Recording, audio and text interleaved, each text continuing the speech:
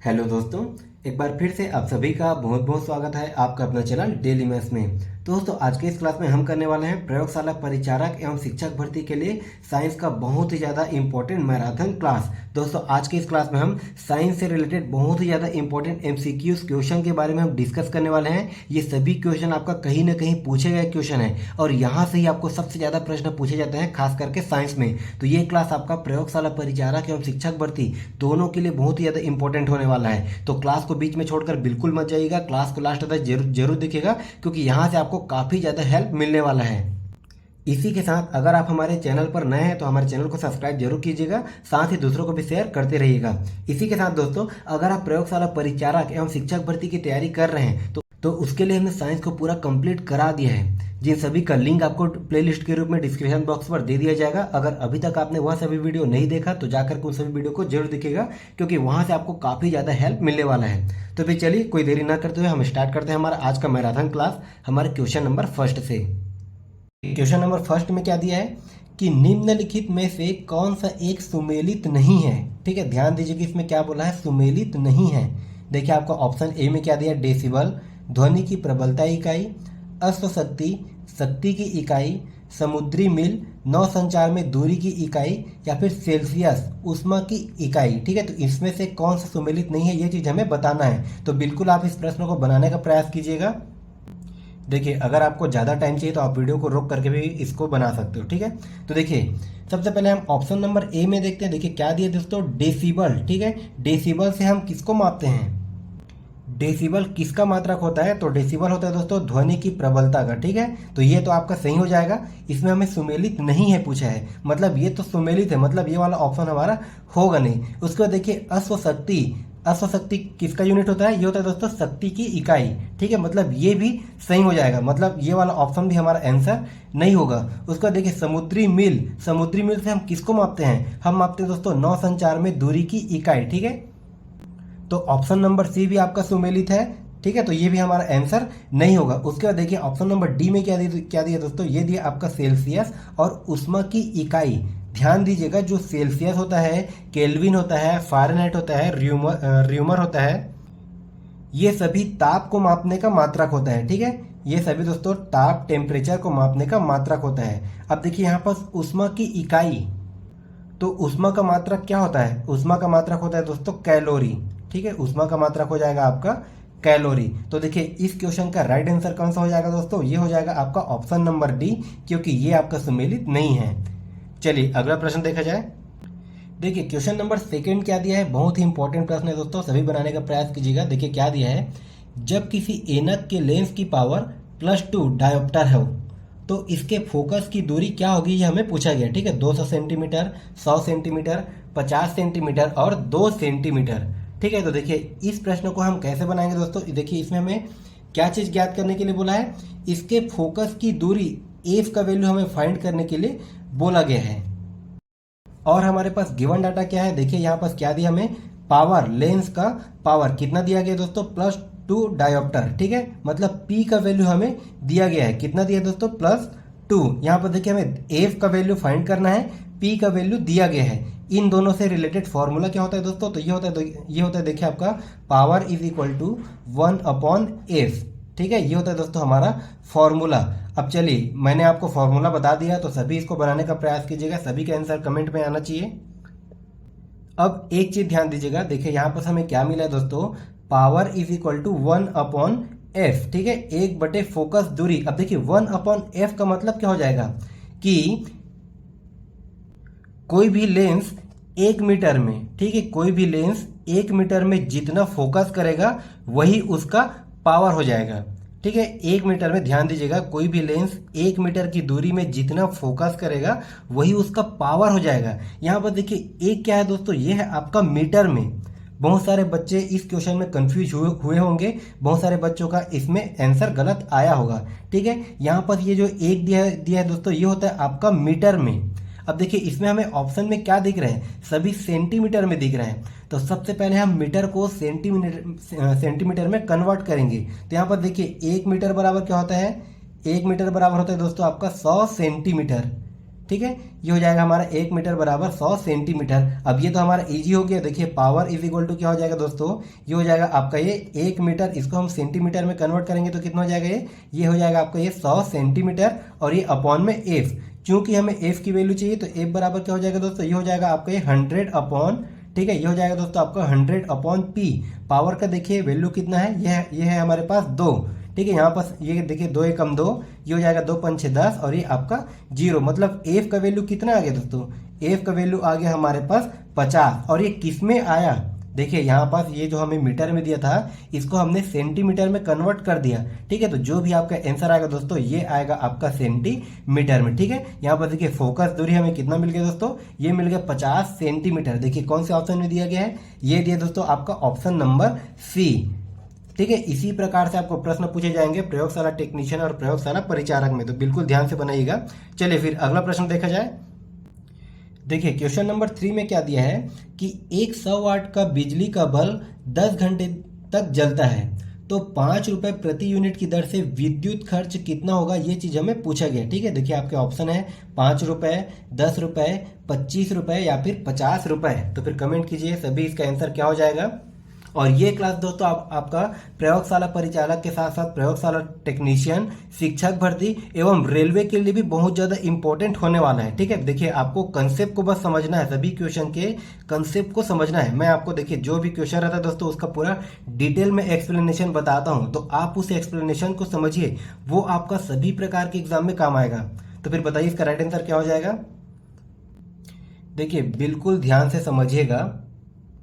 अगर कभी आपने अपने मीटर का रीडिंग देखा होगा, अगर अब कभी आपने बिजली का बिल पटाया होगा तो ये प्रश्न आपसे जरूर बनेंगे। देखिए क्या दिया दोस्तों कि 100 वाट का बिजली का बल्ब 10 घंटे जलता है, ठीक है, 10 घंटा जल रहा है। अब देखिए 100 वाट का बिजली का बल्ब अगर 10 घंटा जलेगा, 10 घंटा जलेगा तो दोस्तों टोटल कितना एनर्जी, कितना ऊर्जा व्यय होगा, तो ये हो जाएगा दोस्तों आपका 10 गुणित 100, मतलब ये कितना हो जाएगा दोस्तों, ये हो जाएगा आपका 1000, ठीक है।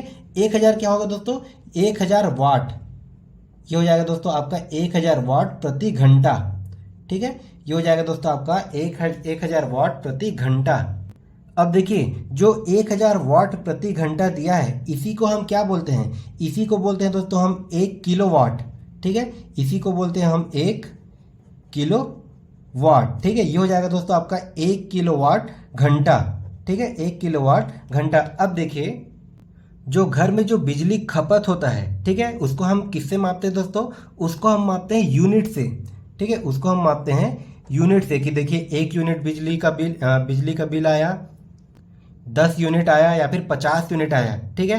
तो देखिए 1 यूनिट कहने का मतलब क्या होता है दोस्तों, उसका एक्चुअल वैल्यू क्या होता है, उसका एक्चुअल वैल्यू होता है आपका किलोवाट प्रति घंटा, ठीक है। 1 घंटे के हिसाब से वो कितना किलोवाट चला वही उसका यूनिट होता है। तो यहाँ पर देखिए 1 किलोवाट प्रति घंटा मतलब कितना हो जाएगा दोस्तों, यही हो जाएगा इसका 1 यूनिट, ठीक है। इसी को हम बोलते हैं दोस्तों यूनिट, किलोवाट प्रति घंटा को। चूंकि यहाँ पास 1 किलोवाट प्रति घंटा जल रहा है तो यही इसका 1 यूनिट के बराबर हो जाएगा।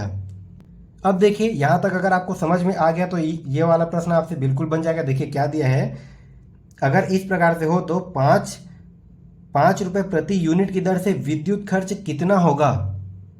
देखिए क्या बोले दोस्तों, 5 रुपए प्रति यूनिट, ठीक है। 1 यूनिट का दर कितना है दोस्तों, ये है आपके पास 5 रुपए, ठीक है। 5 रुपए प्रति यूनिट की दर से विद्युत का खर्च कितना होगा दोस्तों, तो देखिए 1 यूनिट में 5 रुपए ही खर्च होगा। यही चीज हमें पूछा गया प्रश्न में, प्रश्न को थोड़ा सा घुमा दिया गया है, उसमें आप कंफ्यूज मत होइएगा।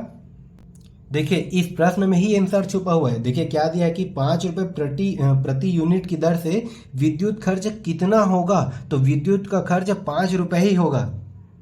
क्योंकि यहाँ पर देखिए जो भी हमें वैल्यू दिया गया दोस्तों आपका ये 100 वाट जो कि 10 घंटे तक जलता है, इसका मान 1 यूनिट के बराबर ही आ रहा है, ठीक है। और 1 यूनिट का चार्ज हमें पहले से दिया हुआ है 5 रुपए, ठीक है। तो इस प्रश्न का राइट आंसर कौन सा हो जाएगा दोस्तों, आपका ऑप्शन नंबर ए। चलिए अगला प्रश्न देखा जाए। देखिए क्या दिया है कि एक तार में बहती विद्युत धारा एवं विभवांतर प्रत्येक को 2 गुना बढ़ा दिया जाए, ठीक है, तो विद्युत शक्ति क्या होगी, ठीक है। इसको सुधार लीजिएगा, ये है दोस्तों, तो विद्युत शक्ति कितना होगी ये हमें पूछा है, ठीक है। मतलब विद्युत शक्ति में क्या चीज परिवर्तन आएगा। देखिए आपका ऑप्शन है प्रभावित नहीं होगी, बी में क्या दिया दोस्तों, 4 गुना बढ़ जाएगी, 2 गुना बढ़ जाएगी, या फिर घटकर आधी हो जाएगी। देखिए बहुत ही इंपॉर्टेंट प्रश्न है दोस्तों, और इसी प्रकार से आपको मॉडरेट लेवल का साइंस पूछेगा, ठीक है। तो बिल्कुल ध्यान से समझिएगा और बिल्कुल ध्यान से इसका आंसर दीजिएगा। देखिए क्या दिया, सबसे पहले हम प्रश्नों को समझ लेते हैं कि एक तार में बहती विद्युत धारा एवं विभवांतर प्रत्येक को 2 गुना बढ़ा दिया जाए, ठीक है। जो भी विद्युत धारा है दोस्तों और जो विभवांतर है, दोनों को हम 2-2 गुना बढ़ा देते हैं। तो देखिए उसके बाद देखिए विद्युत शक्ति में क्या चीज चेंजेस आएगा, ये चीज हमें पूछा गया। तो देखिए विद्युत शक्ति बराबर क्या होता है दोस्तों, विद्युत शक्ति जिसको हम P से डिनोट करते हैं, ठीक है। विद्युत शक्ति को हम P से डिनोट करते हैं। इसका फॉर्मूला क्या हो जाएगा, यदि आपको विद्युत धारा और विभवांतर दिया हो तब के कंडीशन में इसका फॉर्मूला क्या हो जाएगा दोस्तों, ये होता है आपका विभवांतर जिसको हम V से डिनोट करते हैं इनटू विद्युत धारा जिसको हम I से डिनोट करते हैं, ठीक है। मतलब विभवांतर और विद्युत धारा के गुणनफल ही क्या हो जाता है दोस्तों, ये हो जाएगा आपका विद्युत शक्ति के बराबर, ठीक है। तो विद्युत शक्ति P बराबर क्या हो जाएगा दोस्तों, विभवांतर गुणित विद्युत धारा। बिल्कुल ध्यान से इसको समझिएगा, बहुत ही इंपॉर्टेंट फॉर्मूला है। अब उसके बाद देखिए प्रश्न में क्या चीज बोला गया है, यदि विद्युत धारा एवं विभवांतर प्रत्येक को 2 गुना बढ़ा दिया जाए, ठीक है। अगर मैं दोनों को 2 गुना बढ़ा दूं तो विद्युत शक्ति में क्या परिवर्तन आएगा। तो देखिए P बराबर क्या हो जाएगा, इसको भी मैं 2 गुना बढ़ा दूं तो ये कितना हो गया दोस्तों, 2V हो गया। इसको भी अगर मैं 2 गुना बढ़ा दूं तो ये कितना हो जाएगा दोस्तों, 2I हो गया, ठीक है। मतलब देखिए P का वैल्यू कितना आ गया दोस्तों, ये आ गया। यहाँ पर देखिए 2 दूने कितना हो गया, ये हो गया दोस्तों 2 दूने 4 V इंटू I, ठीक है। मतलब पावर में देखिए क्या परिवर्तन हुआ दोस्तों, देखिए P is equal to V into I मिला था, तो V इंटू आई देखिए ये आपका 4 गुना बढ़ेगा तो ये भी आपका 4 गुना बढ़ जाएगा। मतलब ये कितना हो गया दोस्तों, 4P के बराबर, ठीक है। ये अगर 4 गुना बढ़ेगा तो ये भी आपका 4 गुना बढ़ जाएगा, ये अगर कम होगा तो ये भी आपका कम हो जाएगा, ठीक है। तो कहने का मतलब क्या हो जाएगा दोस्तों कि एक तार में बहती विद्युत धारा एवं विभवांतर प्रत्येक को अगर हम 2 गुना बढ़ा देते हैं तो विद्युत शक्ति भी 4 गुना बढ़ जाएगी, ठीक है। विद्युत शक्ति 4 गुना बढ़ जाएगी। तो इसका राइट आंसर कौन सा हो जाएगा, ये हो जाएगा दोस्तों आपका ऑप्शन नंबर बी। बिल्कुल आपको इसी प्रकार से प्रश्न पूछे जाएंगे, बिल्कुल ध्यान से बनाइएगा, बिल्कुल ध्यान से समझते चलिएगा। चलिए ये हो गया दोस्तों हमारा क्वेश्चन नंबर 5। देखिए क्या दिया है कि स्टेनलेस स्टील मिश्र धातु है। देखिए आपका ऑप्शन क्या क्या दिया है दोस्तों, लोहा, क्रोमियम, यशत एवं कार्बन।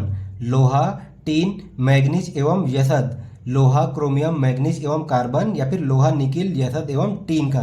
तो देखिए बहुत ही इंपॉर्टेंट प्रश्न है, सभी का आंसर आना चाहिए। देखिए लोहा, क्रोमियम, कार्बन ये तो आपको पता ही है। यशत क्या हो जाता है दोस्तों, ये हो जाएगा आपका जस्ता, ठीक है। यशत हो जाएगा दोस्तों आपका जस्ता, जिसको हम गैल्वेनाइजेशन में यूज करते हैं, ठीक है। मतलब जिंक की परत चढ़ाने के लिए यूज करते हैं। तो फिर अब बताइए इसका राइट आंसर कौन सा हो जाएगा। तो देखिए स्टेनलेस स्टील, ठीक है, बिल्कुल ध्यान से समझते चलिएगा, बहुत ही इंपॉर्टेंट है दोस्तों। स्टेनलेस स्टील, अब देखिए स्टेनलेस स्टील में क्या क्या पाया जाता है। देखिए इसमें तो एक तो आपको आयरन मिलेगा, ठीक है। आयरन मतलब लोहा, ठीक है। आयरन कितना मिलेगा दोस्तों आपको, अप टू 89%, ठीक है। इसमें मिलेगा दोस्तों आयरन अप टू 89%। दूसरा आपको क्या मिलेगा दोस्तों, दूसरा मिलेगा आपका क्रोमियम, ठीक है। दूसरा मिलेगा आपको दोस्तों क्रोमियम। और क्रोमियम क्यों मिलाया जाता है कि आयरन में, ये मैंने पिछला क्लास में आपको बताया था, लोहे को जंग से बचाने के लिए, ठीक है। तो देखिए इसमें क्रोमियम कितना परसेंट पाया जाएगा दोस्तों, इसमें पाया जाएगा अप टू 10%, ठीक है। तीसरा इसमें देखिए क्या मिलता है, तीसरा मिलेगा दोस्तों इसमें मैग्नीज, इसमें मिलेगा तीसरा दोस्तों मैग्नीज। कितना परसेंट दोस्तों, ये मिलेगा अप टू 30 to 35% तक, ठीक है।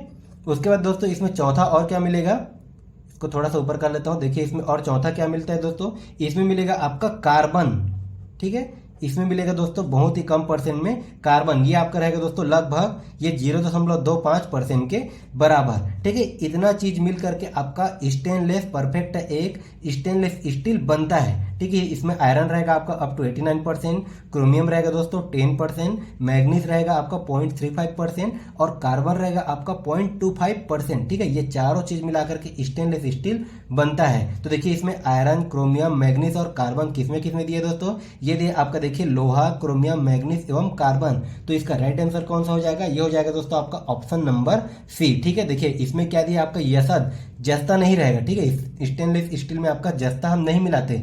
जस्ता जो है दोस्तों उसको हम कोरोजन से बचाने के लिए जस्ते का परत चढ़ाते हैं। ठीक है, तो जहां पर भी आपका जस्ता रहेगा वो वाला ऑप्शन आपका नहीं होगा। तो इस क्वेश्चन का राइट आंसर हो जाएगा दोस्तों आपका ऑप्शन नंबर सी।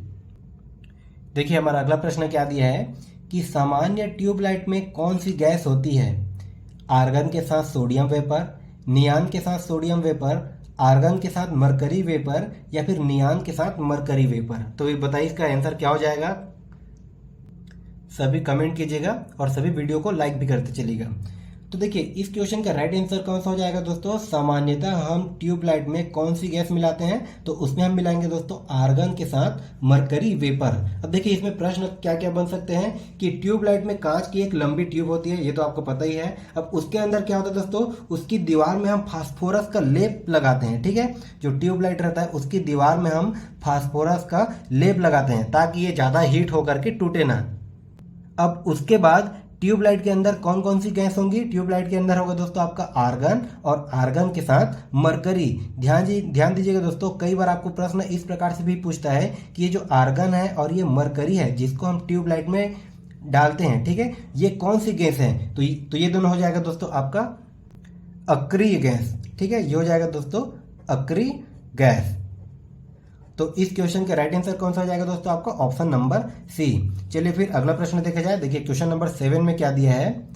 देखिए क्या दिया दोस्तों कि पुलिस द्वारा नशे में गाड़ी चलाने वाले की सांस की जांच के लिए फिल्टर पेपर पर क्या होता है। ठीक है, जो भी नशे में गाड़ी चलाते हैं तो उसको चेक करने के लिए जो फिल्टर पेपर रहता है दोस्तों उसमें क्या होता है, ये चीज हमें पूछा गया। ठीक है, तो देखिए आपके ऑप्शन है पोटेशियम डाइक्रोमेट सल्फ्यूरिक अम्ल, पोटेशियम परमैंगनेट सल्फ्यूरिक अम्ल, या फिर silver nitrate lapis silica gel, या फिर हल्दी। तो फिर बताइए इसका राइट आंसर क्या हो जाएगा। देखिए जो पुलिस होते हैं वो नशे में गाड़ी चला रहे व्यक्ति की जांच के लिए कौन से उपकरण का यूज करते हैं। ठीक है, तो उसका भी नाम आपको पूछ सकता है। कौन सी उपकरण का यूज करते हैं दोस्तों, तो वे करते हैं आपका ब्रेथ एनालाइजर का। ठीक है, वे करते हैं दोस्तों आपका ब्रेथ एनालाइजर का।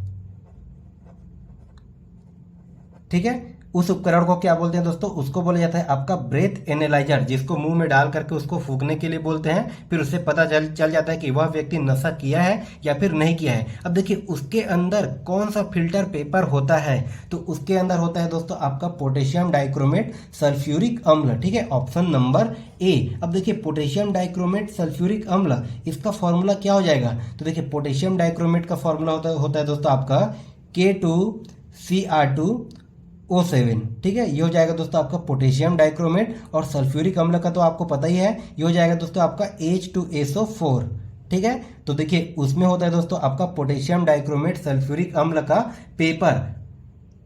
अब देखिए जो भी ब्रेथ एनालाइजर उपकरण होता है उसमें सांस फूंकने पर दोस्तों वो जो सांस है वो आपका पोटेशियम डाइक्रोमेट सल्फ्यूरिक अम्ल के साथ क्रिया करके अगर उसके अंदर में बिल्कुल भी थोड़ा सा भी अगर एल्कोहल रहेगा तो वो एल्कोहल इसके साथ अभिक्रिया करके हरे रंग में कन्वर्ट हो जाएगा।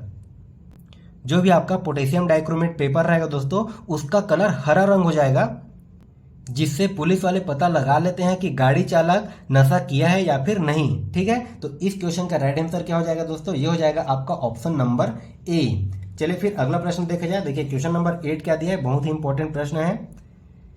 क्या दिया दोस्तों आपका फोटोग्राफिक में कौन सा अम्ल प्रयोग किया जाता है। ठीक है, देखिए आपका फार्मिक अम्ल, ऑक्जेलिक अम्ल, साइट्रिक अम्ल, या फिर एसिटिक अम्ल। तो बहुत ही इंपॉर्टेंट प्रश्न है, सभी का आंसर आना चाहिए कमेंट में। तो फिर चलिए बताइए इसका आंसर क्या हो जाएगा। देखिए फोटोग्राफिक में कौन सा अम्ल पाया जाता है दोस्तों, तो फोटोग्राफिक में आपका पाया जाता है ऑक्जेलिक अम्ल। ठीक है, ऑक्जेलिक एसिड। अब देखिए इसके बाद हमें देखिए ऑप्शन नंबर ए में क्या दिया दोस्तों आपका फॉर्मिक अम्ल, फॉर्मिक एसिड। तो ये आपका फॉर्मिक अम्ल कहाँ कहाँ पाया जाता है, कहाँ पाया जाता है, तो ये पाया जाता है दोस्तों आपका चींटी के डंक में। ठीक है, ये पाया जाता है आपका चींटी के डंक में या फिर बिच्छू के डंक में। ठीक है, चींटी के डंक में, बिच्छू के डंक में, या फिर जो मधुमक्खी होते हैं, ठीक है, जो मधुमक्खी होता है दोस्तों उसके डंक में। ठीक है, इन तीनों के डंक में जो भी आपका जहरीला केमिकल पाया जाता है उसको बोला जाता है दोस्तों फॉर्मिक एसिड। इसके साथ ही देखिए आपका ऑप्शन नंबर सी में क्या दिया दोस्तों, साइट्रिक अम्ल। तो साइट्रिक अम्ल किस में पाया जाता है, तो साइट्रिक अम्ल पाया जाता है दोस्तों आपका नींबू में। ठीक है, खास करके खट्टे पदार्थों में। उसका देखिए आपका ऑप्शन नंबर डी में क्या दिया दोस्तों, आपका एसिटिक एसिड, ठीक है, एसिटिक अम्ल। तो एसिटिक एसिड किसमें पाया जाता है दोस्तों, ये पाया जाता है आपके सिरका में, ठीक है। तो इस क्वेश्चन का राइट आंसर कौन सा हो जाएगा, ये हो जाएगा दोस्तों आपका ऑप्शन नंबर बी, फोटोग्राफिक में ऑक्जेलिक एसिड पाया जाता है। देखिए हमारा अगला क्वेश्चन क्या दिया है कि कुछ विटामिन वसा में घुलनशील है जबकि अन्य जल में घुलनशील है, तो निम्न में से कौन सा जल में घुलनशील होगा, ठीक है। देखिए आपके ऑप्शन है विटामिन ए बी एवं D, vitamin A D E एवं के, विटामिन ए ई एवं के, या फिर विटामिन बी एवं सी, ठीक है। कौन सा जल में घुलनशील है, ये चीज हमें पूछा गया है। तो फिर कमेंट कीजिए, सभी का आंसर आना चाहिए। देखिए बिल्कुल ध्यान से समझते चलेगा। देखिए जल में घुलनशील, ठीक है दोस्तों, विटामिन होता है दोस्तों, एक होता है दोस्तों जल में घुलनशील और एक होता है दोस्तों वसा में घुलनशील, ठीक है। एक होता है दोस्तों आपका जल में घुलनशील, एक हो जाएगा आपका वसा में घुलनशील। अब देखिए जल में घुलनशील कौन होता है, तो देखिए जल में घुलनशील होगा दोस्तों आपका विटामिन बी और विटामिन सी, ठीक है, बी और सी। उसके बाद दोस्तों बाकी जो भी विटामिन बचेगा वो आपका वसा में घुलनशील होगा, ठीक है। देखिए आपका कौन कौन से विटामिन है दोस्तों, आपका देखिए के है, विटामिन ई है, विटामिन डी है, उसके बाद विटामिन ए है, ठीक है। इसको आप इस प्रकार से भी ध्यान में रख सकते हो। देखिए के ई डी ए क्या हो गया दोस्तों, आपका कीड़ा, ठीक है। कीड़ा जो है वो वसा में घुलनशील होता है, ठीक है। कीड़ा को अगर आप किसी भी तेल में किसी भी प्रकार से वसा में अगर डाल दोगे तो उसके पंख फंस जाते हैं, उसके बाद वो उड़ नहीं पाता, ठीक है। तो जो कीड़ा होता है दोस्तों वो आपका वसा में घुलनशील होता है, ठीक है, के ई डी ए। उसके बाद जो भी विटामिन बच गए दोस्तों आपका बी और सी, ये आपका जल में घुलनशील होता है। उसके बाद देखिए आपका जो विटामिन होता है दोस्तों, इन सभी का रासायनिक नाम क्या हो जाएगा, ठीक है। इसको भी हम एक एक करके देख लेते हैं। देखिए आपका ये जो विटामिन ए होता है दोस्तों, इसका रासायनिक नाम होता है आपका रेटिनॉल, ठीक है। विटामिन बी का जो होता है दोस्तों रासायनिक नाम, उसको हम बोलते हैं थायमिन, ठीक है। उसके विटामिन सी का रासायनिक नाम होता है दोस्तों आपका एस्कर्बिक एसिड। उसके बाद विटामिन डी का रासायनिक नाम होता है आपका कैल्सीफेरॉल। उसके बाद विटामिन ई का रासायनिक नाम होता है दोस्तों आपका टोकोफेरॉल, ठीक है। उसके बाद विटामिन के का रासायनिक नाम होता है दोस्तों आपका फिलोक्विनोन, ठीक है। इसको हम ट्रिक के माध्यम से भी याद रख सकते हैं दोस्तों। ये हो जाएगा आपका रथ एक टॉफी, ठीक है, रथ एक टॉफी।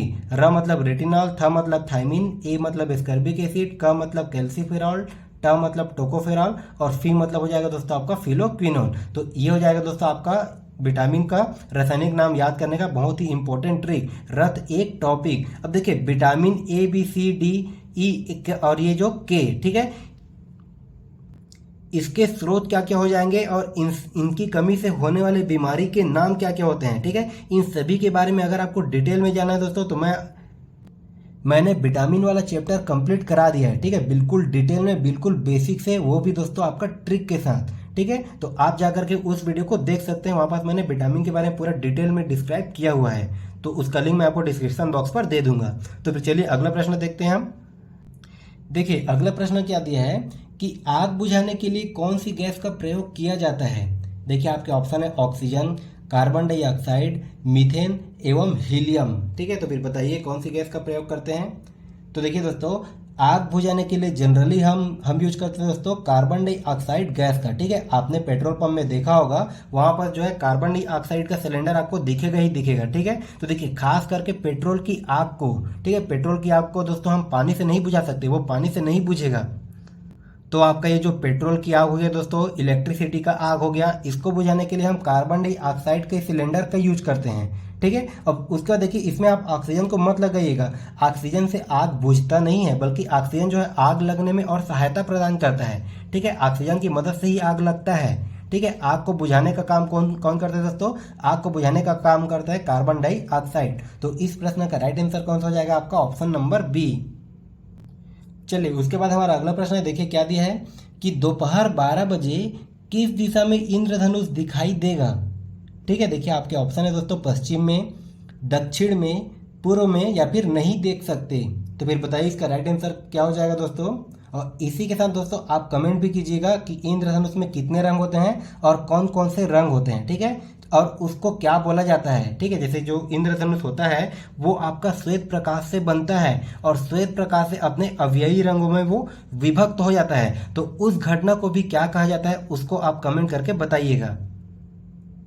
तो देखिए जनरली दोस्तों दोपहर के 12 बजे जो आपका सूर्य है वो ठीक आपके सिर के ऊपर बनेगा। ठीक है, मान लीजिए ये आपका सूर्य है दोस्तों, ये है अर्थ और यहाँ पर सो आप। ठीक है, अब ये जो दोपहर के 12 बजे के आसपास ही सूर्य आपके ठीक सिर के ऊपर बनेगा। अब उसके बाद देखिए, अगर सिर के ऊपर में अगर सूर्य बनेगा तो आपके परछाई जो है आपके पैर के नीचे ही बनेगा। ठीक है, आपका परछाई पैर के नीचे में ही बनेगा, मतलब आपको आपका परछाई नहीं दिखेगा। और दोस्तों इंद्रधनुष बनने के लिए, देखिए इंद्रधनुष जनरली बनने के लिए क्या होना चाहिए दोस्तों, जो बारिश होती है, जो वर्षा की बूंदें होती है, उससे गुजर करके जो सूर्य प्रकाश होता है दोस्तों, वो वर्षा की बूंदों से गुजर करके धरती पर पड़ता है, तभी वो अपने अवयवी रंगों में विभक्त होता है। ठीक है, अब देखिए यहाँ से आप एक चीज और ध्यान में रख सकते हैं, या फिर एक चीज आप और नोट करके रख सकते हैं कि जो भी इंद्रधनुष होता है दोस्तों, वो हमेशा सूर्य के ऑपोजिट डायरेक्शन में ही बनेगा। ठीक है, अगर इस साइड सूर्य रहेगा तो इंद्रधनुष जो है इसके अपोजिट में बनेगा। ठीक है, जहां भी सूर्य रहेगा दोस्तों, उसके अपोजिट डायरेक्शन में ही हमेशा इंद्रधनुष बनेगा। तो इस चीज को भी आप नोट करके रखिएगा। ठीक है, तो देखिए दोपहर 12 बजे इंद्रधनुष किस दिशा में दिखाई देगा, तो वो हमें नहीं दिखाई देगा। ठीक है, उसको हम नहीं देख सकते दोपहर 12 बजे। ठीक है, अगर सुबह रहेगा दोस्तों, तो सुबह के वक्त इंद्रधनुष अगर बनता है तो वो हमेशा पश्चिम में बनेगा, और अगर शाम का वक्त होता है और शाम के वक्त में अगर इंद्रधनुष बनता है तो वो हमेशा पूर्व दिशा में इंद्रधनुष आपका बनेगा। ठीक है, तो इस क्वेश्चन का राइट आंसर कौन सा हो जाएगा, तो ये हो जाएगा दोस्तों आपका ऑप्शन नंबर डी। चलिए फिर हमारा अगला प्रश्न देखते हैं। देखिए हमारा अगला प्रश्न क्या दिया है, यदि रेफ्रिजरेटर, ठीक है आपके फ्रिज की बात कर रहा है, के दरवाजे कुछ घंटे के लिए खुले छोड़ दें तो कमरे के तापमान में क्या परिवर्तन, क्या चेंजेस आएगा, ये चीज़ हमें पूछा गया है। देखिए तापमान कम हो जाएगा, बढ़ जाएगा, वही रहेगा, या फिर पहले बढ़ेगा फिर घटेगा। तो फिर बताइए इसका राइट आंसर क्या हो जाएगा। देखिए अगर हम फ्रिज का दरवाज़ा को खोल दें कुछ देर के लिए, ठीक है, या फिर हम अपना जो रेफ्रिजरेटर है दोस्तों उसके दरवाज़ा को हम खोल करके रेफ्रिजरेटर को चालू करके कहीं चले जाएं, तब की कंडीशन में क्या होगा, कमरे का तापमान, ठीक है, कमरे का तापमान आपका हमेशा बढ़ जाएगा। ठीक है, अब देखिए कमरे का तापमान क्यों बढ़ेगा, आपने हमेशा देखा होगा दोस्तों, जो रेफ्रिजरेटर होता है उसके पीछे में कंप्रेसर लगा होता है। ठीक है, वो कंप्रेसर हमेशा चलते रहता है अगर आपका रेफ्रिजरेटर चालू हो तो। अब देखिए अगर हम उसके दरवाजे को खोल दें तब के कंडीशन में क्या करेगा, कंप्रेसर ज़्यादा चलेगा उसको ज़्यादा ठंडा करने के लिए, क्योंकि वो आपका सडनली एटमॉस्फेयर के कॉन्टेक्ट में आ जाएगा। ठीक है, तो उसको ज़्यादा ठंडा करने के लिए उसका कंप्रेसर ज़्यादा चलेगा। अब देखिए कंप्रेसर चलेगा मतलब उसमें हीट जो है प्रोड्यूस होगा, जिससे गर्म हवा निकलेगी और कमरे का तापमान बढ़ते जाएगा। ठीक है, तो इस क्वेश्चन का राइट आंसर क्या हो जाएगा दोस्तों, ये हो जाएगा ऑप्शन नंबर बी, कमरे का तापमान बढ़ जाएगा। देखिए हमारा अगला प्रश्न क्या दिया दोस्तों, आपका एक कथन और कारण से संबंधित है। देखिए कथन ए दिया है आपका, सोडियम धातु का संचयन केरोसिन में होता है। कारण आर में क्या दिया दोस्तों, धातु सोडियम वायु प्रभाव होने पर गल जाती है। ठीक है, यहाँ पर देखिए आपको ऑप्शन में क्या दिया है, ए और आर दोनों सही हैं, आर ए की सही व्याख्या करता है, ए और आर दोनों सही हैं, आर ए की सही व्याख्या नहीं करता है, ए सही है परंतु आर गलत है, ए यहाँ पर गलत है परंतु आर सही है। ठीक है, यहाँ पर ध्यान दीजिएगा, ये आपका ये कैपिटल ए रहेगा और ये आपका कैपिटल आर रहेगा। ठीक है, तो फिर बताइए इसका राइट आंसर क्या हो जाएगा। अब देखिए इस प्रश्न को बनाने से पहले दोस्तों हम देखिए इसमें सोडियम की बात हो रही है, तो पहले हम सोडियम के बारे में जान लेते हैं। ठीक है, अब देखिए सोडियम को किससे डिनोट किया जाता है दोस्तों, इसको डिनोट किया जाता है आपका Na से। ठीक है, अब देखिए सोडियम जो है एक एकदम नरम धातु होता है। ठीक है, और ये सफ़ेद रंग का होता है, सोडियम जो है वो सफ़ेद रंग का होता है, एकदम नरम धातु होता है। इसको हम चाकू से भी आसानी से काट सकते हैं। ठीक है, इसको हम चाकू से भी आसानी से काट सकते हैं। ठीक है, इसको भी आप बिल्कुल ध्यान से नोट करते चलिएगा। उसके बाद देखिए सोडियम के बारे में और क्या चीज़ खासियत बात है, सोडियम जो है वो अत्यंत सक्रिय मतलब एकदम क्रियाशील धातु होता है। ठीक है, इसको हम एकदम खुले हवा में नहीं रख सकते क्योंकि ये हवा के साथ भी रिएक्शन कर जाता है। अगर हम सोडियम को पानी के साथ अगर रखें तो ये जो है पानी के साथ क्रिया करके मतलब विस्फोटक पदार्थ बन जाता है, मतलब बहुत ही ज़्यादा क्रियाशील होता है। इसीलिए इसको हम केरोसिन में, ठीक है, इसीलिए इसको हम केरोसिन में डुबा करके रखते हैं। मतलब यहाँ पर देखिए कथन ए में क्या दिया दोस्तों, आपका सोडियम धातु का संचयन केरोसिन में होता है, ये तो सही हो जाएगा। सोडियम को हम हमेशा केरोसिन में ही डुबा करके रखते हैं। अगर हम उसको खुले हवा में रखें तो वो हवा के साथ भी रिएक्शन करेगा। मतलब जो हवा में ऑक्सीजन होता है उसके साथ क्रिया करके ये ऑक्साइड बना लेगा, ठीक है। और अगर हम सोडियम को पानी में डुबा करके रखें तो ये पानी के हाइड्रोजन के साथ क्रिया करके, चूंकि हाइड्रोजन एक ज्वलनशील गैस है, तो ये पानी के हाइड्रोजन के साथ क्रिया करके ये ऊष्मा उत्पन्न करता है, ठीक है। इसीलिए इसको हम केरोसिन में डुबा करके रखते हैं। अब देखिए इसमें क्या दिया दोस्तों, धातु सोडियम वायु प्रवाह होने पर गल जाती है। तो अगर हम सोडियम में वायु का प्रवाह करें तो ये वायु प्रवाह होने से गलती नहीं है, ठीक है, बल्कि उसके ऑक्सीजन के साथ क्रिया कर लेती है, ठीक है। मतलब यहाँ पर देखिए कारण आर जो है वो गलत हो जाएगा, कथन ए हमारा सही होगा लेकिन कारण आर गलत हो जाएगा। तो देखिए कौन से ऑप्शन में दिया है दोस्तों, आपका एक ऑप्शन नंबर सी, ए सत्य है परंतु आर असत्य है। तो इस क्वेश्चन का राइट आंसर क्या हो जाएगा दोस्तों, ये हो जाएगा आपका ऑप्शन नंबर सी, ठीक है। ए सही हो जाएगा परंतु आर गलत हो जाएगा। चलिए फिर अगला प्रश्न देखते हैं। देखिए क्या दिया है, बाल जिस प्रोटीन से बना होता है उसे हम क्या कहते हैं, ठीक है।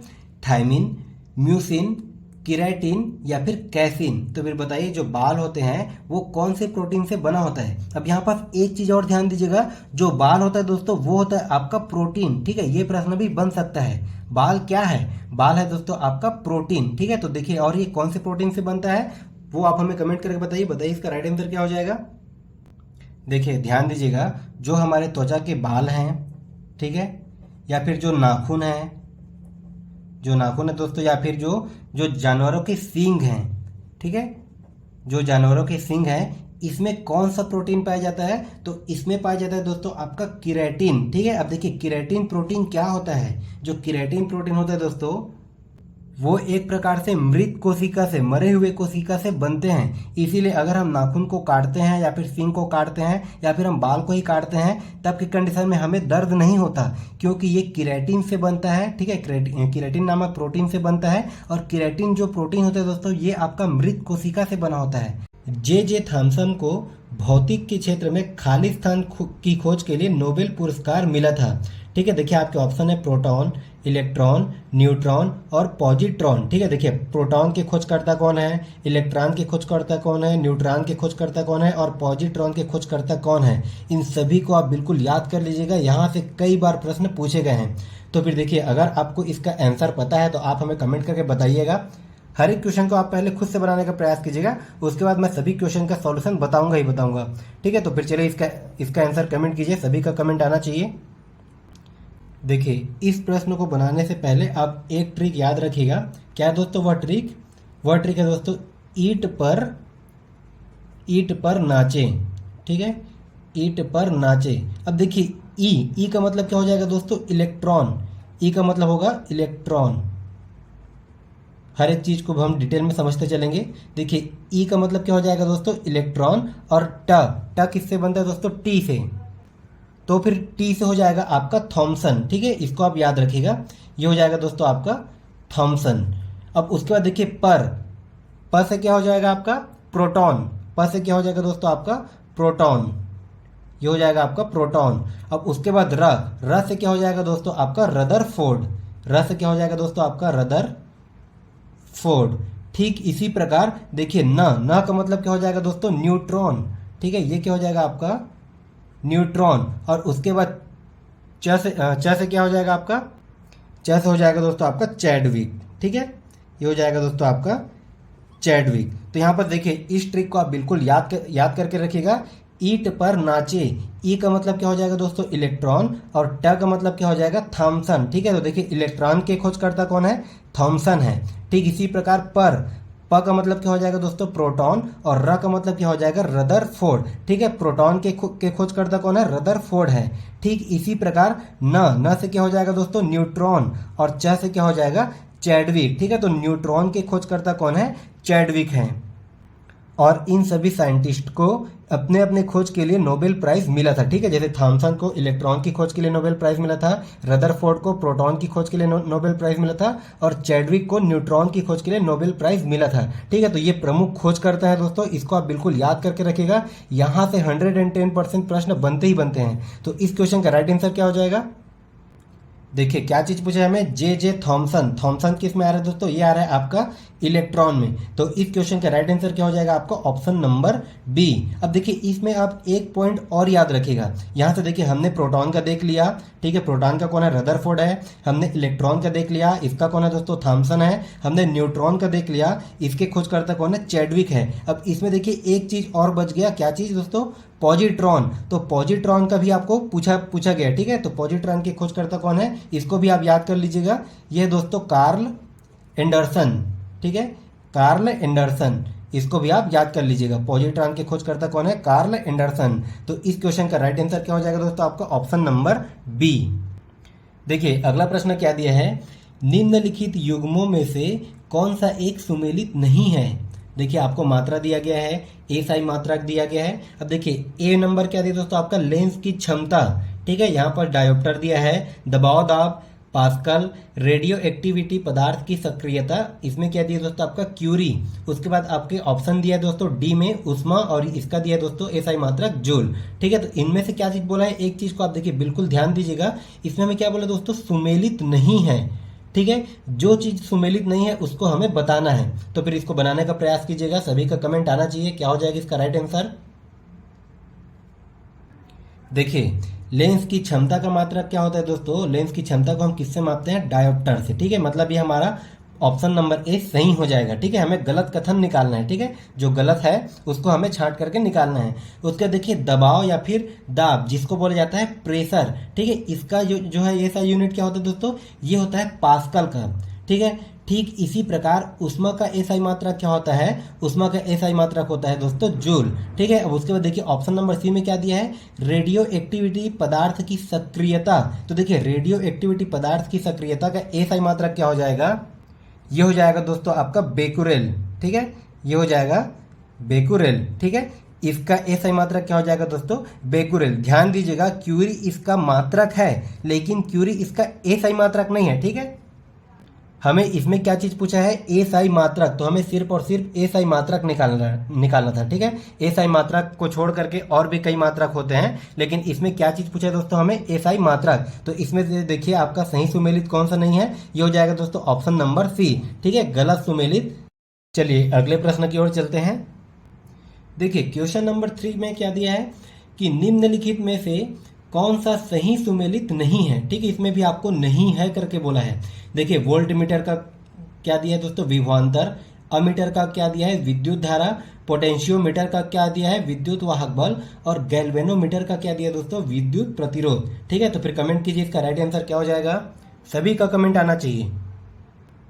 तो देखिए दोस्तों इसमें देखिए आपका ऑप्शन में क्या दिया है, वोल्ट मीटर, ठीक है। वोल्ट मीटर से हम क्या चीज को मापते हैं, वोल्ट मीटर से हम मापते हैं विभवांतर, मतलब हमारे ऑप्शन नंबर पहला सही हो जाएगा। उसके बाद देखिए अमीटर, अमीटर से हम क्या मापते हैं दोस्तों, विद्युत धारा, ठीक है, इलेक्ट्रिसिटी को हम मापते हैं, ठीक है। तो ये भी हमारा सही हो जाएगा। उसके देखिए ऑप्शन नंबर सी में क्या दिया दोस्तों, पोटेंशियोमीटर, पोटेंशियोमीटर से हम क्या मापते हैं, विद्युत वाहक बल, ये भी हमारा सही हो जाएगा।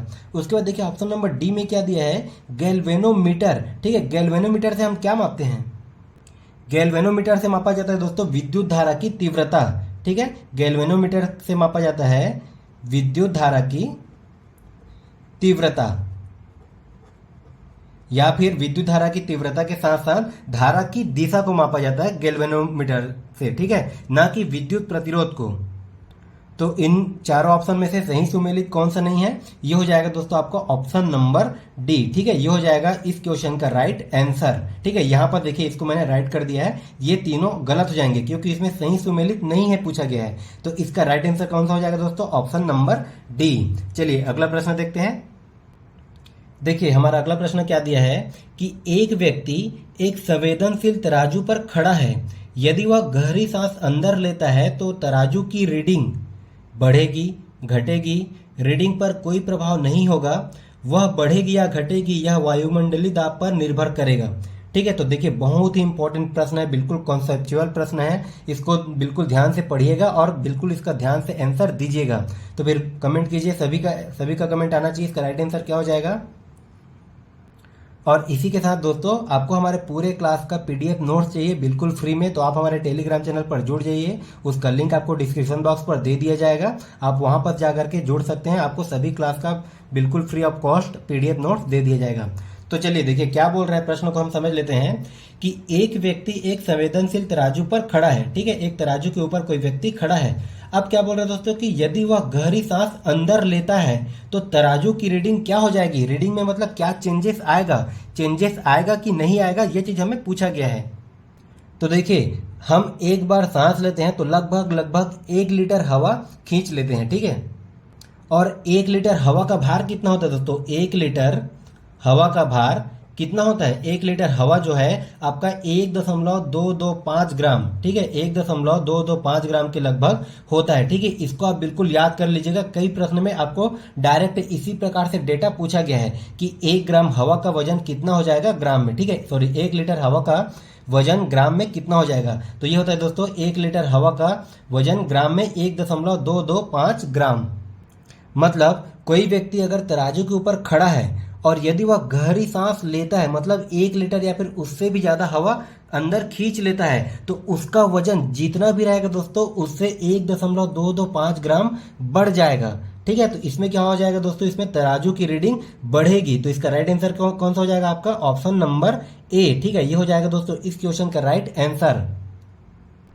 देखिए हमारा अगला प्रश्न क्या दिया है कि वॉशिंग मशीन का कार्य सिद्धांत क्या है। ठीक है, अपकेंद्रण, अपोहन, उत्क्रम परासरण या फिर अभिकेंद्रण। तो फिर कमेंट कीजिए इसका राइट आंसर क्या हो जाएगा। देखिए आप 2 पॉइंट को बिल्कुल नोट करके रखिएगा दोस्तों। एक होता है अभिकेंद्रण। ठीक है, एक हो जाएगा दोस्तों आपका अभिकेंद्रण और दूसरा हो जाएगा दोस्तों आपका अपकेंद्रण। ठीक है, दूसरा हो जाएगा आपका अपकेंद्रण। अब देखिए एक होगा दोस्तों अभिकेंद्रण और एक होगा आपका अपकेंद्रण। अब देखिए अभिकेंद्रण मतलब क्या होता है, बिल्कुल इसको हम एग्जाम्पल से समझते हैं। देखिए अब इसको हम डायग्राम की हेल्प से समझते हैं। मान लीजिए आप एक वृत्ताकार पथ पर गति कर रहे हो। ठीक है, एक वृत्ताकार पर कोई सा भी पिंड गति कर रहा हो या फिर आप ही गति कर रहे हो, तो अगर कोई भी फोर्स लग रहा है, वो फोर्स अगर केंद्र की ओर लग रहा हो, ठीक है, वो फोर्स केंद्र की ओर लग रहा हो, तो वो कौन सा हो जाएगा दोस्तों, वो हो जाएगा आपका अभिकेंद्रण। ठीक है, और सेम इसी प्रकार अगर कोई सा भी पिंड वृत्ताकार मार्ग पर गति कर रहा है और उसमें फोर्स जो है दोस्तों केंद्र से बाहर की ओर लग रहा है, ठीक है, उसमें फोर्स केंद्र से बाहर की ओर लग रहा है, तो वो हो जाएगा दोस्तों अपकेंद्रण। ठीक है, इस पॉइंट को आप बिल्कुल ध्यान से नोट कर लीजिएगा। अभिकेंद्रण मतलब क्या हो जाएगा दोस्तों, फोर्स जो है केंद्र की ओर। देखिए यहाँ पर ये आपका ये वृत्ताकार पथ है, तो इसका केंद्र कौन सा हो जाएगा, ये हो जाएगा दोस्तों इसका सेंटर पॉइंट। इसका भी सेंटर पॉइंट ये वाला हो जाएगा। ठीक है, तो अभिकेंद्रण देखिए इसमें जो है फोर्स जो है वो केंद्र की ओर लग रहा है। अपकेंद्रण मतलब क्या हो जाएगा दोस्तों, फोर्स जो है वो केंद्र से बाहर की ओर लग रहा है। अब देखिए इन दोनों का एग्जाम्पल क्या क्या हो जाएगा। अभिकेंद्रण का एग्जाम्पल क्या हो जाएगा दोस्तों, इसका एग्जाम्पल होगा जैसे कि कोई सा भी ग्रह है वो सूर्य की परिक्रमा कर रहे हैं। ठीक है, वो किसके कारण कर रहे हैं दोस्तों, अभिकेंद्रण फोर्स के कारण। तो इसका एग्जाम्पल क्या हो जाएगा दोस्तों, सूर्य की परिक्रमा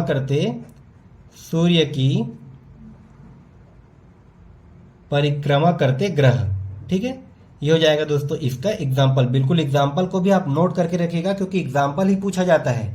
अब देखिए उसके बाद क्या हो जाएगा दोस्तों, अपकेंद्रण। ठीक है, अपकेंद्रण मतलब सेंटर से बाहर की ओर फोर्स लग रहा है। तो देखिए अपकेंद्रण का एग्जाम्पल क्या क्या हो जाएगा। देखिए इसका पहला एग्जाम्पल हो जाएगा दोस्तों आपका वॉशिंग मशीन। ठीक है, ये हो जाएगा दोस्तों आपका वॉशिंग मशीन, जो चीज आपको प्रश्न में पूछा गया है। और उसके बाद और कौन कौन सा हो जाएगा दोस्तों, वॉशिंग मशीन के बाद जैसे दूध से मक्खन निकालना। ठीक है, दूध से मक्खन निकालना, ये किसके कारण होता है, अपकेंद्रण के कारण। ठीक है, तो ये आपका 2-4 कुछ एग्जांपल है, इसको भी आप बिल्कुल नोट करके रखिएगा। अब देखिए इसमें क्या पूछा है दोस्तों, वॉशिंग मशीन का कार्य सिद्धांत है। ठीक है, तो वॉशिंग मशीन का कार्य सिद्धांत कौन सा हो जाएगा, वो हो जाएगा दोस्तों अपकेंद्रण। तो इस क्वेश्चन का राइट आंसर कौन सा हो जाएगा दोस्तों, ये हो जाएगा आपका ऑप्शन नंबर ए। देखिए हमारा अगला प्रश्न क्या दिया है कि जल के आयतन में क्या परिवर्तन होगा यदि तापमान 9 डिग्री सेंटीग्रेड, ठीक है, ये हो जाएगा दोस्तों 9 डिग्री सेंटीग्रेड से गिरकर 3 डिग्री सेंटीग्रेड कर दिया जाता है। ठीक है, देखिए आपके ऑप्शन कौन कौन से दोस्तों, आयतन में कोई परिवर्तन नहीं होगा, आयतन पहले बढ़ेगा फिर घटेगा, आयतन पहले घटेगा फिर बढ़ेगा, उसके बाद पानी जम जाएगा। ठीक है, बहुत ही ज़्यादा इंपॉर्टेंट प्रश्न है दोस्तों, बिल्कुल ध्यान से बनाइएगा क्योंकि यहाँ से आपको कई बार प्रश्न पूछे गए हैं। और मैं देखिए जो जो भी मैं पॉइंट बता रहा हूँ हर एक प्रश्न में, सभी पॉइंट को भी बिल्कुल ध्यान से नोट करते चलेगा, क्योंकि वही पॉइंट से जहाँ जहाँ से प्रश्न बन सकते हैं मैं सभी से लेकर के, मतलब जहाँ जहाँ से प्रश्न बन सकते हैं उस टॉपिक से, उस प्रश्न से, उन सभी को मैं आपको पॉइंट के रूप में बता रहा हूँ। ठीक है, तो देखिए बिल्कुल ध्यान से बनाइएगा। इसका राइट आंसर क्या हो जाएगा कमेंट कीजिएगा। देखिए बिल्कुल ध्यान से समझते चलिएगा दोस्तों। देखिए अगर 9 डिग्री सेंटीग्रेड से 9 डिग्री सेंटीग्रेड से अगर मैं 4 डिग्री सेंटीग्रेड तक, देखिए इसमें 9 डिग्री सेंटीग्रेड से 3 डिग्री सेंटीग्रेड तक टेम्परेचर को कम कर रहे हैं, तो देखिए पहले मैं 9 डिग्री सेंटीग्रेड से 4 डिग्री सेंटीग्रेड तक अगर मैं टेम्परेचर को कम करूं, ठीक है, तो बिल्कुल ध्यान दीजिएगा कि 4 डिग्री सेंटीग्रेड पर जल का घनत्व तो अधिकतम होता है। सबसे ज़्यादा घनत्व जो है जल का 4 डिग्री सेंटीग्रेड पर ही होता है। ठीक है, सबसे ज़्यादा घनत्व। और एक चीज़ आप ध्यान दीजिएगा, जो घनत्व जो होता है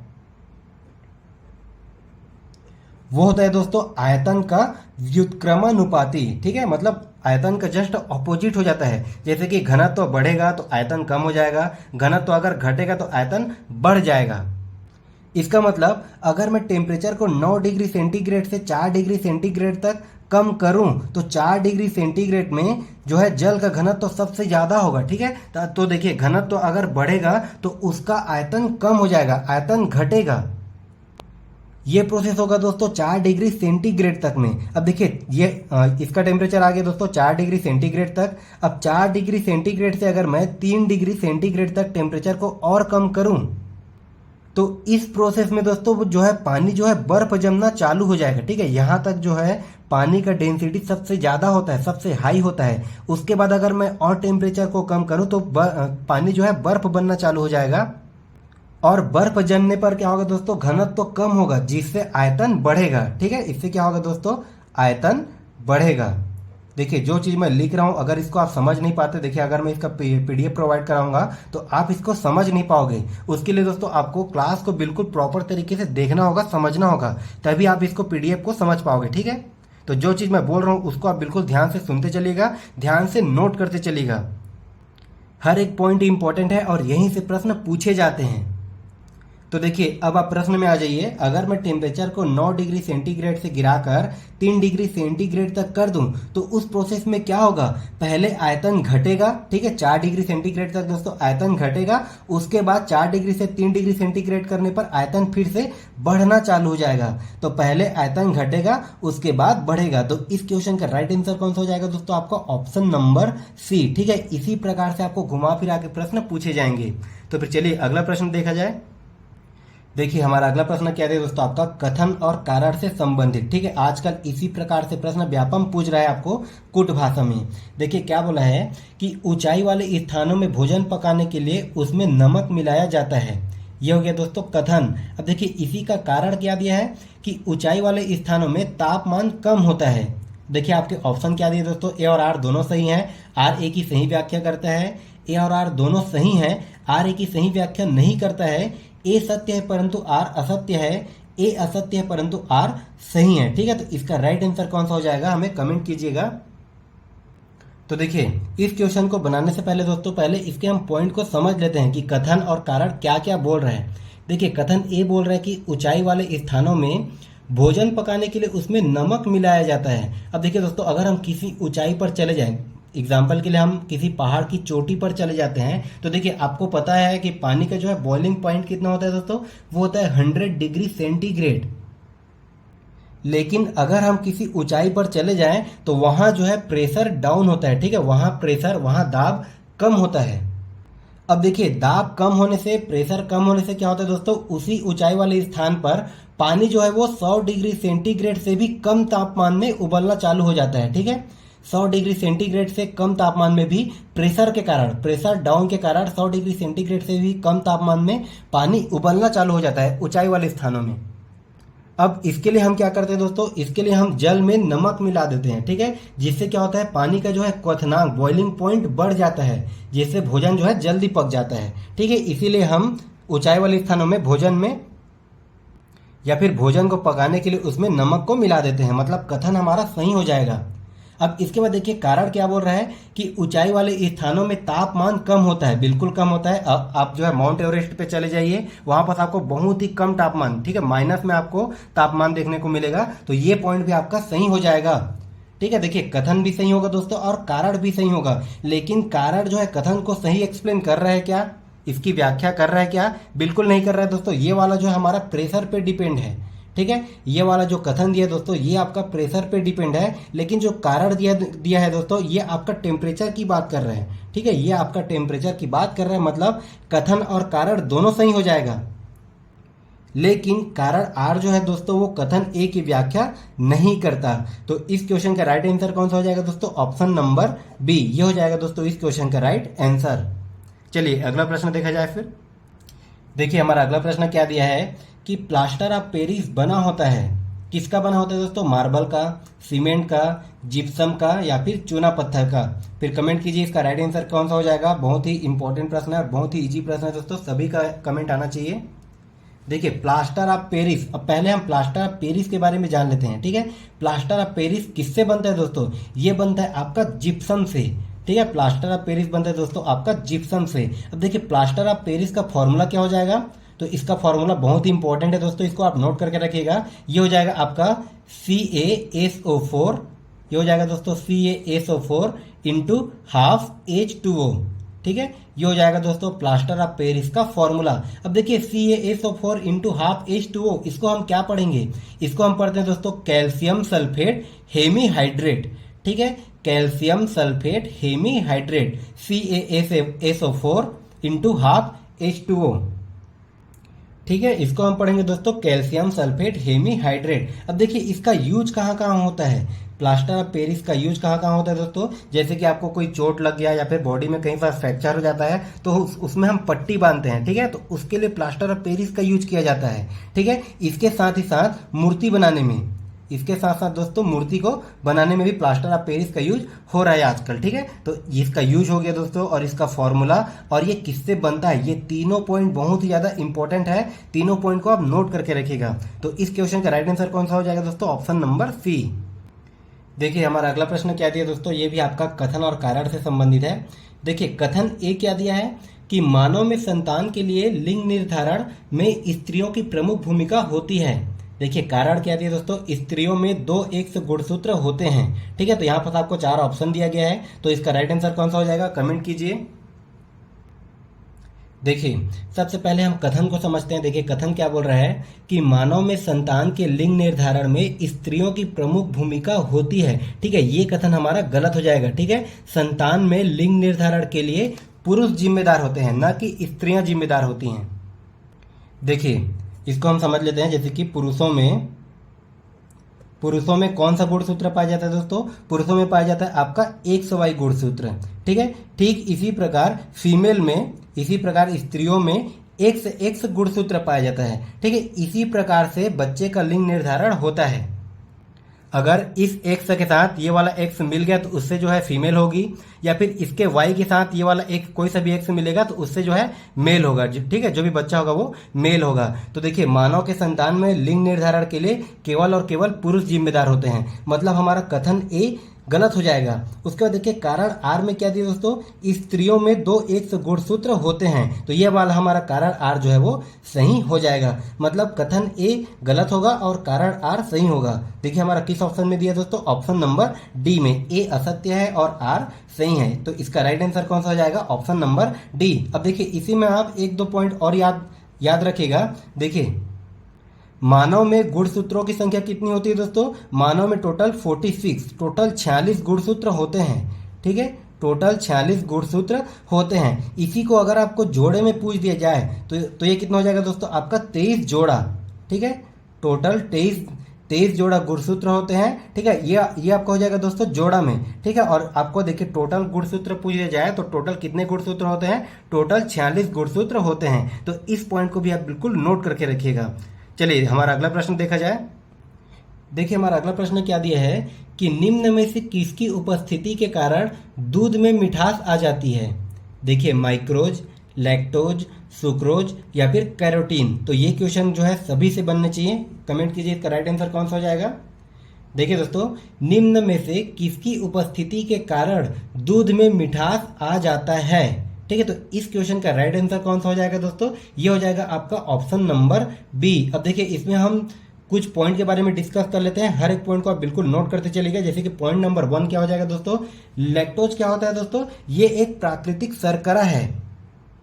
लैक्टोज क्या होता है, लैक्टोज जो होता है वो एक प्राकृतिक, ये होता है दोस्तों एक प्राकृतिक शर्करा। ठीक है, देखिए जो जो प्रश्न में पूछा है सारे पॉइंट को हम एक एक करके डिस्कस कर रहे हैं। ठीक है, अब देखिए इसी में अगला पॉइंट क्या हो जाएगा दोस्तों, दूध जो है वो कौन से जीवाणु के कारण दही जमता है या फिर कौन से जीवाणु के कारण दूध खराब होता है। तो वो हो जाएगा दोस्तों लैक्टोबैसिलस। ठीक है, वो हो जाएगा दोस्तों लैक्टोबैसिलस।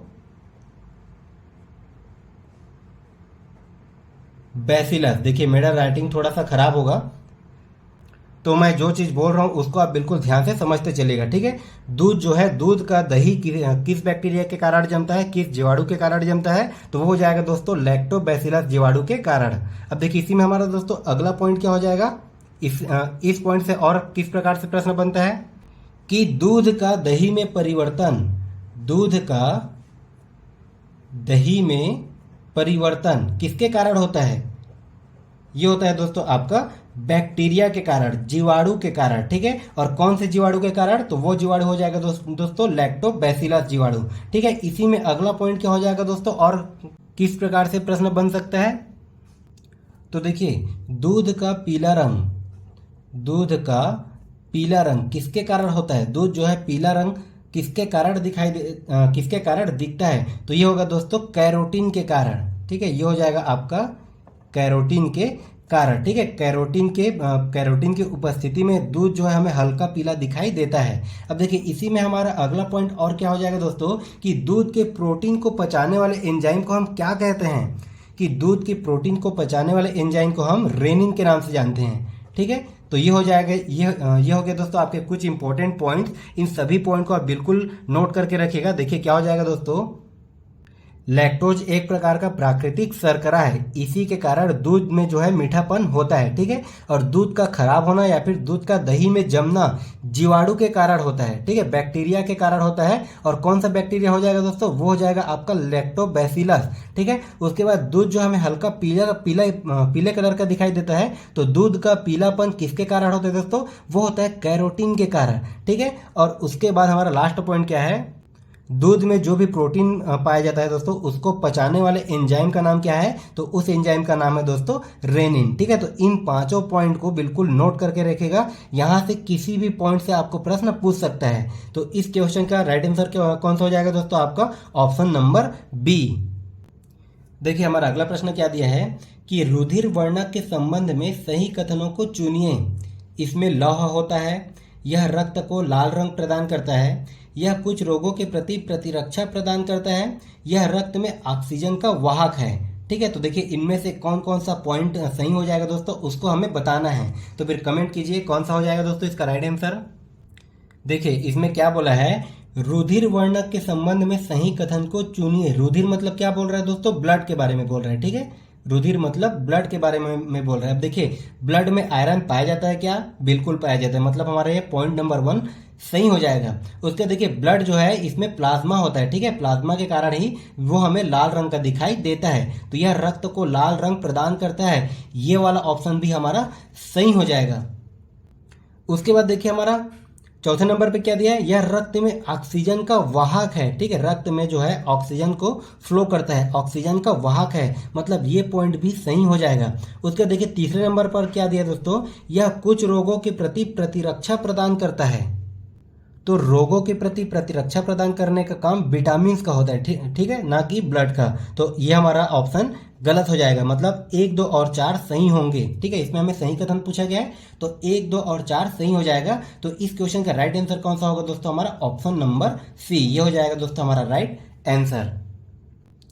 देखिए हमारा अगला प्रश्न क्या दिया है, प्लाज्मा में जल का प्रतिशत होता है 60%, 70%, 80% या फिर 90%। तो फिर कमेंट कीजिए इसका राइट आंसर कौन सा हो जाएगा। और इसी के साथ दोस्तों अगर आपको साइंस का न्यूमेरिकल प्रैक्टिस करना है तो हमने सीजी टेट शिक्षक भर्ती के लिए साइंस का महामैराथन क्लास कंप्लीट कराया हुआ है, ठीक है, जिसमें हमने बहुत सारे न्यूमेरिकल का सॉल्यूशन बिल्कुल ट्रिक के माध्यम से, कंसेप्ट के माध्यम से सिखाया हुआ है। तो आप जाकर के उस वीडियो को देख सकते हैं। वो आपका प्रयोगशाला परिचालक, प्रयोगशाला तकनीशियन दोनों में बहुत ही ज़्यादा काम आने वाला है। तो आप चाहो तो उन सभी वीडियो को भी जा करके देख सकते हो। तो देखिए इसका राइट आंसर कौन सा हो जाएगा दोस्तों, प्लाज्मा में जल का प्रतिशत होता है। अब एक चीज आप ध्यान दीजिएगा, जो प्लाज्मा होता है दोस्तों उसमें 90% जल होता है, ठीक है, अप टू 90% आपका क्या हो जाएगा दोस्तों, वाटर हो जाएगा, ठीक है। 90% जल होगा और शेष देखिए 90% में क्या होगा दोस्तों, जल होगा, और जो शेष 10% बच गया इसमें क्या होगा दोस्तों, इसमें कार्बनिक एवं अकार्बनिक पदार्थ हो जाएंगे, ठीक है। 10% में क्या होंगे, क्या होगा दोस्तों, आपके कार्बनिक और अकार्बनिक पदार्थ मिला करके 10% का वेटेज रखते हैं। उसके बाद केवल और केवल 90% में आपको क्या मिलेंगे दोस्तों, जल मिलेंगे। तो इस क्वेश्चन का राइट आंसर कौन सा हो जाएगा दोस्तों, आपका ऑप्शन नंबर डी। इसी के साथ दोस्तों देखिए प्लाज्मा मतलब ब्लड के बारे में बात हो रहा है। तो अभी हमने पिछला क्वेश्चन में ब्लड के बारे में सभी पॉइंट को डिस्कस किया था। तो आप जो है हमें कमेंट करके बताइए कि रक्त का पीएच मान कितना होता है, ठीक है, पीएच वैल्यू कितना होता है, ये आप हमें कमेंट करके बताइएगा। तो फिर चलिए हम अगला प्रश्न देखते हैं। देखिए क्या दिया अगला प्रश्न, कि एक तत्व में इलेक्ट्रॉनों और न्यूट्रॉनों की संख्या क्रमशः 18 तथा 20 है। इस तत्व की द्रव्यमान संख्या क्या हो जाएगी, ठीक है। देखिए 22, 2, 38 या फिर 20। तो फिर कमेंट कीजिए इसका राइट आंसर क्या हो जाएगा। देखिए किसी भी परमाणु में क्या हो जाएगा दोस्तों, आपका इलेक्ट्रॉनों की संख्या और प्रोटॉनों की संख्या, ठीक है, प्रोटॉनों की संख्या। तो किसी भी परमाणु में दोस्तों इलेक्ट्रॉनों की संख्या और प्रोटॉनों की संख्या हमेशा बराबर होते हैं, ठीक है। इस पॉइंट को आप बिल्कुल याद रखिएगा। उसके बाद देखिए इसमें हमें क्या चीज पूछा है दोस्तों, द्रव्यमान संख्या। तो द्रव्यमान संख्या क्या हो जाएगा, द्रव्यमान संख्या बराबर क्या होता है दोस्तों, तो द्रव्यमान संख्या बराबर हो जाएगा आपका प्रोटॉनों की संख्या प्लस न्यूट्रॉन की संख्या, ठीक है, या फिर इलेक्ट्रॉन की संख्या प्लस न्यूट्रॉन की संख्या, ठीक है। ये होता है दोस्तों द्रव्यमान संख्या का मान, ठीक है। प्रोटॉन की संख्या और न्यूट्रॉन की संख्या को अगर हम जोड़ दें तो वो हो जाएगा दोस्तों आपका द्रव्यमान संख्या। अब देखिए इस प्रश्न में क्या चीज दिया है हमें, इलेक्ट्रॉन और न्यूट्रॉन की संख्या, ठीक है। इलेक्ट्रॉन की संख्या हमें कितनी दी गई है दोस्तों, 18। उसके बाद न्यूट्रॉन की संख्या कितना दिया गया दोस्तों, हमें 20, ठीक है। देखिए मैंने अभी आपको बताया था इलेक्ट्रॉन की संख्या और प्रोटॉन की संख्या आपस में बराबर होते हैं, ठीक है। तो इसी फॉर्मूला में अगर मैं रखूं तो देखिए इलेक्ट्रॉन की संख्या कितना है दोस्तों, 18, और न्यूट्रॉन की संख्या कितना है दोस्तों हमारे पास 20। अगर मैं इसको जोड़ दूं तो ये कितना हो जाएगा दोस्तों, ये हो गया 8 और ये 2 और ये 1 3, ठीक है, 38। ये 38 हमारा क्या निकल के आ गया, 38 निकल के दोस्तों टोटल द्रव्यमान संख्या, और यही चीज हमें पूछा गया था, ठीक है। तो इसका राइट आंसर कौन सा हो जाएगा, आपका ऑप्शन नंबर सी, ये हो जाएगा दोस्तों इस क्वेश्चन का राइट आंसर। चलिए अगला प्रश्न देखा जाए। देखिए हमारा अगला प्रश्न क्या है दोस्तों, कि क्रायोजेनिक ताप से आशय है वह ताप जो खाली स्थान है, ठीक है, 150 डिग्री सेंटीग्रेड से कम, 150 डिग्री सेंटीग्रेड से अधिक, या फिर -150 डिग्री सेंटीग्रेड से कम, या फिर -273 डिग्री सेंटीग्रेड, ठीक है, इसके बराबर में। तो कमेंट कीजिएगा, बहुत ही इंपॉर्टेंट प्रश्न है दोस्तों आपका क्रायोजेनिक ताप, ठीक है, क्रायोजेनिक टेम्परेचर। तो देखिए क्रायोजेनिक ताप का मतलब क्या होता है दोस्तों, क्रायोजेनिक ताप हम किसको बोलते हैं, आपका बहुत ही कम ताप, ठीक है। देखिए लगभग -150 डिग्री सेंटीग्रेड से कम तापमान को हम क्या बोलते हैं दोस्तों, क्रायोजेनिक ताप, ठीक है। और देखिए क्रायोजेनिक ताप में ही आपका पारा ये जमता है। ये प्रश्न भी व्यापम में पूछा गया है। तो इस क्वेश्चन का राइट आंसर कौन सा हो जाएगा दोस्तों, देखिए क्रायोजेनिक ताप से क्या आता है दोस्तों, -150 डिग्री सेंटीग्रेड से भी कम ताप, ठीक है, बहुत ही कम ताप। तो इस क्वेश्चन का राइट आंसर कौन सा हो जाएगा दोस्तों, आपका option number C, -150 degree centigrade से कम, ठीक है, -150 डिग्री सेंटीग्रेड से कम तापमान को हम क्रायोजेनिक ताप कहते हैं। अब देखिए उसके बाद दोस्तों हमारा अगला प्रश्न क्या दिया है, 50 डिग्री सेंटीग्रेड का मान फ़ारेनहाइट स्केल में होगा, कितना होगा 104, 122, 100 या फिर 75। तो देखिए इस क्वेश्चन के बारे में हमने पिछला क्लास में बहुत ही अच्छे से डिस्कस किया था दोस्तों। बहुत ही अच्छा मैंने आपको फॉर्मूला बताया था, बहुत ही अच्छा ट्रिक बताया था। कोई सा भी आपका टेम्परेचर हो, चाहे आपका फ़ारेनहाइट हो, चाहे आपका सेल्सियस हो, चाहे आपका केल्विन हो या फिर आपका र्यूमर हो, ठीक है, चार ही आपका ताप होता है, फ़ारेनहाइट, सेल्सियस, केल्विन और र्यूमर। इन चारों में एक दूसरे में कन्वर्ट करने का बहुत ही अच्छा फॉर्मूला हमने पिछला क्लास में डिस्कस किया था। तो उस फॉर्मूला का यूज कीजिए। अगर आपने अभी तक पिछला क्लास नहीं देखा तो आप जाकर के उस क्लास को जरूर देखिए, उस फॉर्मूला का यूज कीजिए। और इसका राइट आंसर क्या हो जाएगा दोस्तों, ये आप हमें कमेंट करके जरूर बताइएगा, क्योंकि ये वाला जो है न्यूमेरिकल बहुत ही ज़्यादा इंपॉर्टेंट है, यहाँ से प्रश्न बनते ही बनते हैं। तो दोस्तों आपको हमारा क्लास कैसा लगा ये आप हमें कमेंट करके जरूर बताइएगा। इसी के साथ दोस्तों अगर आपको हमारा क्लास पसंद आए तो आप हमारे वीडियो को लाइक कीजिएगा, साथ ही दोस्तों दूसरों को भी शेयर करते रहिएगा। तो फिर मिलते हैं दोस्तों अगले क्लास में एक नए टॉपिक और एक नए ट्रिक के साथ। तब तक के लिए धन्यवाद।